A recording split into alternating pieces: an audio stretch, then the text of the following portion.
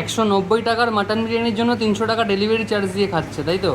এটাই কোনো special parcel যাচ্ছে নাকি? স্পেশাল বলতে পার্সেলটা যাচ্ছে আজকে বাটানগরে। বাটানগরে? ডেলিভারি চার্জ কত টাকা দেখাচ্ছে?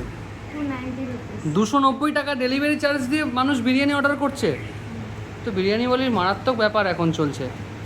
তো তুমি কাস্টমারের জন্য কি বলতে চাও? মানে সেও তো ভিডিওটা দেখবে নিশ্চয়ই। বলবো যে কেমন লাগলো অবশ্যই জানাবেন। এত দূর থেকে এতটা টাকা খরচা করে নিচ্ছেন, 10-20 টাকা হলে ভাবতাম, বাট 300 টাকা কাছাকাছি লাগছে শুধু ডেলিভারি চার্জ। তো নিশ্চয়ই সে আমাদের ভিডিও দেখেছে বা খাওয়ার ইচ্ছা ছিল।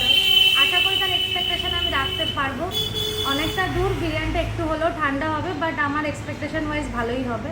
তো অবশ্যই জানাবেন কেমন লাগলো। আর আপনারাও যারা ভাবছেন যে অর্ডার করবেন, আমি বলবো যে একবার দোকানে এসে নিন।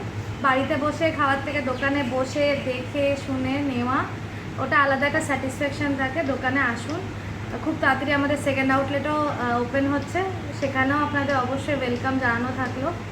আর অবশ্যই আসুন বিরিয়ানিওয়ালির। আপাতত ফার্স্ট আউটলেটে, তারপর তো সেকেন্ড আউটলেট আসছে।